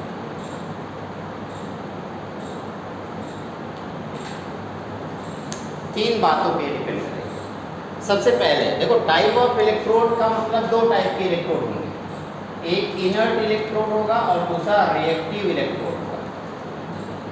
तो जो inert electrode होगा ना बेटा, वो reaction में participate नहीं करेगा, product में पार्टिसिपेट नहीं करेगा। जैसे gold, platinum, carbon rod etcetera, ये सब इनर्ट इलेक्ट्रोड होगा। जो रिएक्टिव होगा जैसे जिंक हो गया, कॉपर हो गया, एल्यूमिनियम हो गया, इन सब के अगर इलेक्ट्रोड यूज हुए हैं तो वो इलेक्ट्रोड रिएक्टिव होंगे। तो याद रखिए, वो इलेक्ट्रोड जो रिएक्शन में पार्टिसिपेट नहीं करेंगे उन्हें हम बोलेंगे इनर्ट इलेक्ट्रोड, जैसे gold, platinum, carbon rod etcetera, ये सब क्या बेटा? इलेक्ट्रॉनिक हाँ, हम उस टाइम पे वो देखो, यहाँ पे जिस प्रोडक्ट की बात कर रहे हैं वो अलग है, और वहाँ पे हम जिस प्रोडक्ट की बात कर रहे हैं वो प्लेटिंग है, वो अलग है। ठीक है, ठीक है। ये हमेशा इनर्ट इलेक्ट्रोड की तरह काम करेगा। क्यों? क्योंकि गोल्ड से नीचे एसआरपी अब किसी का है ही नहीं ना, तो क्योंकि यही गोल्ड की एसआरपी, ये जो ले हैं इन सब की एसआरपी सबसे कम है, सबसे नीचे हैं ये सब। ठीक है, तो ये हमेशा ये कभी भी रिएक्शन में पार्टिसिपेट नहीं करते। इसे एक बार लगा दिया तो बस लगा दिया। ठीक है, नेक्स्ट। अब हमारे पास मेन चीज़ किसकी है बेटा? एसआरपी की। किसकी? एसआरपी की, आयन की, जो कि इलेक्ट्रोलाइट में प्रेजेंट है। अब इसको ऐसे समझा देता हूँ। अब यह कोई इलेक्ट्रोलाइट है, अगर कोई इलेक्ट्रोलाइट है तो इस इलेक्ट्रोलाइट में दो चीज़ें होगी। क्या? एक कैटायन होगा और एक एनायन होगा। ये तो होगा। कैटायन कहाँ जाएगा? कैटायन हमेशा किसकी तरफ जाता है? कैथोड की तरफ। एनायन हमेशा किसकी तरफ जाता है? एनोड की तरफ। कैटायन मूव्स टुवर्ड कैथोड, और कैथोड की तरफ अगर जाएगा तो इसका क्या होगा बेटा? रिडक्शन होगा। एनायन हमेशा किसकी तरफ मूव करेगा? एनोड की तरफ, और अगर ये एनोड की तरफ जा रहा तो हमेशा इसका ऑक्सीडेशन होगा। अब हमें बस ये पता करना है कि चूंकि एक से ज़्यादा मल्टीपल आयन अगर इसमें प्रेजेंट होंगे तो हमेशा लड़ाई तो होगी। बताओ कैथोड पे किस चीज़ के लिए लड़ाई होगी? रिडक्शन के लिए। और एनोड पे किसके लिए लड़ाई होगी? ऑक्सीडेशन के लिए। अब एनोड पे ऑक्सीडेशन होगा और कैथोड पे रिडक्शन। एनोड पे कौन ऑक्सीडाइज होगा? लेस एसआरपी वाला या ग्रेटर एसआरपी वाला? आप कहेंगे लेस एसआरपी वाला। और कैथोड पे कौन जाएगा? जिसका एसआरपी मोर होगा। जिसका एसआरपी ज़्यादा होगा वो कैथोड पे रिड्यूस होगा, जिसका एसआरपी कम होगा वो एनोड पे ऑक्सीडाइज होगा। क्या ये इतनी सी बात समझ में आ गई? अब आपने कहा कि सर कैटायन, अगर मैं बात कैटायन की करूँ तो कैटायन तो बहुत ही आसान से हमें इलेक्ट्रोकेमिकल सीरीज से मिल जाएगा। लेकिन क्या इलेक्ट्रोकेमिकल सीरीज जो भी मैंने आपको बताई थी इलेक्ट्रोकेमिकल सीरीज, उससे कैटायन का तो एसआरपी मिल जाएगा, लेकिन एनायन का एसआरपी क्या आराम से मिल पाएगा क्या? नहीं। तो हमें सबसे पहले पता करना है एनायन की एसआरपी किसकी ज़्यादा होती है और किसकी कम होती है। तो उसके लिए मैं यहाँ पे कुछ पॉइंट लिख देता हूँ। कुछ एनायंस इंपॉर्टेंट एनायंस हैं, उनकी एसआरपी लिख देता हूँ। जैसे NO3 माइनस की एसआरपी ज़्यादा होती है, उसके बाद SO4 माइनस 2 की, फिर OH माइनस की, और फिर Cl माइनस। ये कुछ सबसे इम्पॉर्टेंट एनायंस हैं जिसके एसआरपी मैंने आपको लिख दिया। अब बताओ, मान लो जरा सुनो, अगर मेरे पास OH माइनस और Cl माइनस दोनों एनायन प्रेजेंट हैं, तो आप मुझे बताओ कौन ऑक्सीडाइज होगा? OH माइनस और Cl माइनस दोनों प्रेजेंट है तो कौन ऑक्सीडाइज होगा? Cl ऑक्सीडाइज होगा ना भाई। क्यों? क्योंकि Cl का एसआरपी लेस है और एनोड पे तो ऑक्सीडेशन हो रहा है, ऑक्सीडेशन उसका वजह से एसआरपी कम होगा। क्या बात क्लियर हो गई? अब आकर के कुछ क्वेश्चंस, अगर आपका ये पूरा कॉन्सेप्ट क्लियर है तो कुछ क्वेश्चंस का आप फटाफट जवाब देंगे। पहले इसको नोट करें अपनी कॉपी में, फिर जाकर के बात करते हैं। तो अभी तक हम लोगों को पता है प्रोडक्ट ऑफ इलेक्ट्रोलिसिस किन किन बातों पे डिपेंड करता है। सबसे पहले नेचर ऑफ मटेरियल है जो इलेक्ट्रोलाइज्ड हो रहा है। दूसरा है इलेक्ट्रोड का टाइप ऑफ इलेक्ट्रोड की बात करते हैं तो इनर्ट इलेक्ट्रोड और रिएक्टिव इलेक्ट्रोड, दो इलेक्ट्रोड होता है। इनर्ट इलेक्ट्रोड जो कभी भी रिएक्शन में पार्टिसिपेट नहीं करता, जैसे गोल्ड हो गया, प्लेटिनम हो गया और कार्बन रॉड हो गया। जबकि रिएक्टिव इलेक्ट्रोड की अगर मैं बात करूँ तो reactive electrode zinc, copper and aluminium, इस टाइप का जो भी इलेक्ट्रोड है जो रिएक्शन में ऑक्सीडेशन रिडक्शन में पार्टिसिपेट करेगा। तीसरा है SRP of the ion present in the electrolyte. अगर इलेक्ट्रोलाइट की बात करें तो इलेक्ट्रोलाइट में कैटायन और आयन दोनों होते हैं। अगर कैटायन है तो कैटायन हमेशा कैथोड की तरफ मूव करता है, जिसकी वजह से रिडक्शन होता है, और रिडक्शन किसका होता है? जिसका एसआरपी ज़्यादा होता है। और अगर मैं एनायन की बात करूँ तो एनायन एनोड पे होता है और उसके एनोड की तरफ मूव करता है और उसकी वजह से ऑक्सीडेशन होता है जिसका लेस एसआरपी होता है। मैं कुछ कैटायन की एसआरपी की अगर मैं बात करूँ तो हमें इलेक्ट्रोकेमिकल सीरीज से मिल जाएगा। बट अगर एनायन के एसआरपी की बात करूँ तो एनायन के एसआरपी का कुछ इंपॉर्टेंट एनायंस मैंने यहाँ पे लिख दिए हैं, इसके हिसाब से मैं आगे बढ़ूंगा। तो बताओ एनायन की अगर मैं बात करूँ तो एनायन लेस एसआरपी की बात करें, यानी कि एक ऐसा एनायन जिसमें OH माइनस और Cl माइनस ज़्यादा हो, दोनों हो तो Cl माइनस हम प्रेफर करेंगे। एक ऐसा एनायन जिसमें OH माइनस SO4 माइनस हो तो किसको प्रेफर करेंगे? OH माइनस को। एक ऐसा एनायन हो जिसमें OH माइनस और NO3 माइनस हो तो किसको प्रेफर करेंगे? OH माइनस को प्रेफर करेंगे। ठीक है ना? ओके, तो आइए चेक करते हैं। सबसे पहला सवाल लिखेंगे, product of electrolysis of product of electrolysis of fused या मोल्टेन NaCl। मैं फ्यूज्ड NaCl की बात कर रहा हूँ, मोल्टेन NaCl की बात करूँ जिसमें H2O बिल्कुल भी नहीं है, हम उसके बारे में बात कर रहा हूँ। तो हमारा मोल्टेन NaCl का जब हम यहाँ पे इलेक्ट्रोलिसिस करा रहे होंगे तो क्या होगा। और जो रॉड मैंने यूज किया वो प्लेटिनम का रॉड यूज किया या इनर्ट रॉड यूज किया है ना, मैंने कोई भी रिएक्टिव रॉड यूज नहीं किया है। ओके, आगे देखते हैं। अब मुझे बताना बेटा कि अगर आप इलेक्ट्रोलाइट की बात करेंगे, क्योंकि आपने पहले ही बता दिया कि आपने जो इलेक्ट्रोड यूज किया वो किसका है, इनर्ट है, तो इसकी तो इन दोनों की तो हम बात ही नहीं करेंगे, हम बात किसकी करेंगे, इलेक्ट्रोलाइट की। अब बताओ इलेक्ट्रोलाइट में कितने आयन्स हैं, Na+ है और Cl- है, दो ही आयन है। क्या इसको कंपटीट करने के लिए कोई और आयन प्रेजेंट है, नहीं। तो बताओ 8 एनोड क्या हो जाएगा और 8 कैथोड क्या होगा। 8 एनोड ऑक्सीडेशन होगा, ऑक्सीडेशन किसका होता है, एनायन का। एनायन कौन है, Cl-। तो आपने कहा सर Cl- आगे जा करके 2Cl- Cl2 में कन्वर्ट हो जाएगा और 2 इलेक्ट्रॉन को लूज करके अपने आप को ऑक्सीडाइज कर देगा। मैंने कहा बिल्कुल सही। और इस केस में Cl2 गैस कहाँ पे मिल जाएगा मुझे, एनोड पे। 8 कैथोड बेटा जल्दी से मुझे बता दो क्या होगा। 8 कैथोड आपने कहा कि भैया Na+ जो है वो वही इलेक्ट्रॉन को लेकर के अपने आप को सोडियम के फॉर्म में डिपॉजिट कर देगा और ये होगा रिडक्शन। तो फाइनल प्रोडक्ट बताओ बेटा। आपका जो प्रोडक्ट है एनोड पे बताओ कौन सा प्रोडक्ट है, जल्दी बता दो। एनोड पे क्लोरीन गैस के फॉर्म में रिलीज होगा। कैथोड पे बताओ कौन सा प्रोडक्ट है, कैथोड पे कौन सा होगा, सोडियम डिपॉजिट होगा। तो अगर आपके पास मोल्टेन NaCl है, उस मोल्टेन NaCl का आप इलेक्ट्रोलिसिस कराओगे तो आपको एनोड पे क्लोरीन गैस मिलेगा और कैथोड पे सोडियम मिलेगा। लेकिन अगर सोचो एक मिनट के लिए, अगर मैं मोल्टेन NaCl के बजाय एक्वस NaCl की बात करूं, product of electrolysis of aqueous NaCl। अब ध्यान से सुनो, अब मैंने क्या बोल दिया, एक्वस NaCl, और मैंने बोल दिया इनर्ट इलेक्ट्रोड पे काम कर रहा है। तो बताओ इलेक्ट्रोलाइट इसमें इस बार कौन कौन से आयन होंगे, Na+ होगा और H+ होगा। कैसे पता चला, क्योंकि एक्वस है मतलब H2O भी तो होगा, तो Na+ और H+ दो आयन्स हो गए।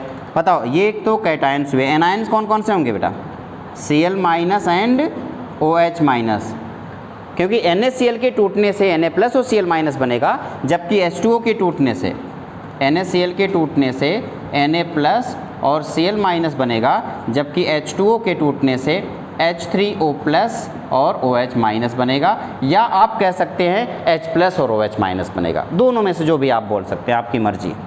या कई बुक में H+ और OH- लिखा हुआ तो कोई फ़र्क नहीं पड़ता। क्या हमें अभी पता है हमारे पास कौन कौन से आयन्स हैं, कैटायन 2 हैं और एनायन 2 है, तो क्या दोनों में कंपटीशन होगा बेटा। Okay good. अब बताओ जल्दी से 8 एनोड कौन जाने की कोशिश करेगा, 8 एनोड कौन जाने की कोशिश करेगा। अब Cl- OH- दोनों में जिसका SRP लेस होगा या ज़्यादा, लेस होगा। एनोड पे कैसा चाहिए, लेस SRP प्रेफर होगा। तो बताओ दोनों में लेस SRP किसकी है, Cl- की SRP लेस है, तो आप लिखेंगे 8 एनोड Cl- विल प्रेफर्ड। क्या रीजन है, आप लिखेंगे ऐसे लिख देंगे, the SRP of Cl- is less than SRP of OH-, hence 8 anode जो रिएक्शन होगा वो होगा क्लोरीन का, और क्लोरीन माइनस आगे बढ़ेगा और Cl2 में कन्वर्ट होगा और साथ ही साथ 2 इलेक्ट्रॉन को रिलीज करेगा और अपने आप को ऑक्सीडाइज करेगा। अब बेटा ये एनोड वाला तो हमारा काम हो गया। कैथोड पे क्या देखेंगे, हायर SRP या लोअर SRP, हायर SRP। तो 8 कैथोड। अब बताओ, अब आपके पास SRP Na+ और H+ में किसकी SRP ज़्यादा है, H+ की SRP ज़्यादा है, तो आप लिखेंगे SRP of H+ is greater than SRP of Na+। तो बताओ 8 कैथोड, बताओ कौन सा रिएक्शन हो जाएगा बेटा, आपने कहा सर 2H प्लस 2 इलेक्ट्रॉन जो इसने निकाला है वही 2 इलेक्ट्रॉन लेकर अपने आप को किस में कन्वर्ट कर देगा, H2 में कन्वर्ट करेगा। क्या ये बात क्लियर हो गई? बच कौन गया? बच कौन गया? Na प्लस बच गया, और क्या बच गया? इधर Na प्लस बचा, इधर OH माइनस बचा, दोनों मिल के क्या कर लेंगे, बल्ले बल्ले NaOH। तब बताओ फाइनल प्रोडक्ट बताओ क्या होगा? इसके दौरान जो प्रोडक्ट होगा आप जल्दी से मुझे बताइए, प्रोडक्ट्स कौन कौन से बनेंगे? 8 एनोड बताओ क्या बनेगा बेटा? 8 एनोड क्या बनेगा? Cl2 गैस रिलीज होगा। 8 कैथोड बताओ जल्दी से क्या बनेगा? क्या बेटा? H2 गैस निकलेगा। एंड सॉल्यूशन में क्या मिलेगा? NaOH मिलेगा सॉल्यूशन। तो इस तरीके से हमारे प्रोडक्ट मिल गए। तो क्या आगे से जितने भी क्वेश्चन होंगे प्रोडक्ट के आप लोग ऐसे कर लोगे? फिर से बताओ, अगर मैं आपसे सिंपल कर दूं एक्वस CuSO4 का आपको प्रोडक्ट चाहिए, किसका? Aqueous CuSO4। आप बताओ एक्वस CuSO4 में H प्लस और OH माइनस तो होंगे भैया, CuSO4 है तो Cu+2 और SO4-2 भी मिल जाएंगे। अब आपके पास दो कैटायन कौन कौन से? Cu+2 और H प्लस है। अब दोनों का SRP बताओ, कैटायन का SRP ज़्यादा होना चाहिए कम होना चाहिए? ज़्यादा होना चाहिए। तो Cu+2 और H प्लस में किसका SRP ज़्यादा है? Cu+2 का। तो इसका मतलब इस बार डिपॉजिट कौन होगा? कॉपर। कहाँ पर? एनोड पर कॉपर मिल जाएगा, हाँ या ना? देखो कैथोड पे गलती हो गई कैथोड पे हमें क्या मिल जाएगा? कॉपर मिल जाएगा। अब एनोड पे हमें दो एनायन देखना है, कौन कौन से दो एनायन हैं? SO4-2 और OH माइनस। अब SO4-2 कहाँ पे है? यहाँ पे है। और OH माइनस कहाँ पे है? बताओ इस बार प्रोडक्ट OH माइनस ऑक्सीडाइज होगा या SO4-2? OH minus. अब OH माइनस जब ऑक्सीडाइज होता है तो ऑक्सीजन गैस निकल जाता है। तो इस बार हमें एनोड पे मिलेगा ऑक्सीजन गैस, कैथोड पे मिलेगा कॉपर, और सॉल्यूशन में क्या मिल जाएगा?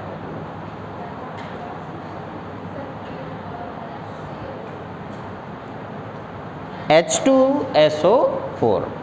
ठीक है ना?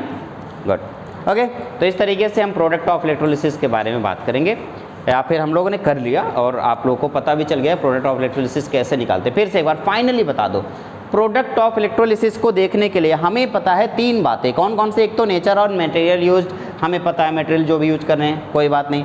दूसरा है टाइप ऑफ इलेक्ट्रोड, या तो इनर्ट होना चाहिए या तो रिएक्टिव होना चाहिए, तो हम इनर्ट के बारे में बात करेंगे।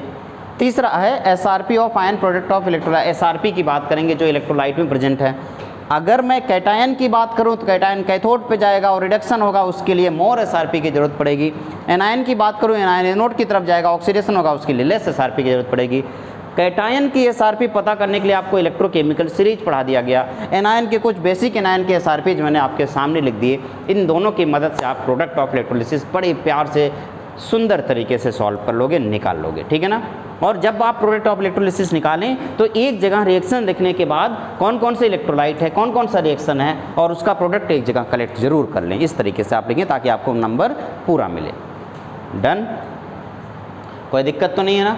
ओके, तो हम लेते हैं एक छोटा सा प्यारा सा नन्ना सा ब्रेक, और उसके बाद बैटरी बचा है उस बैटरी को कवर कर लेंगे, ठीक है?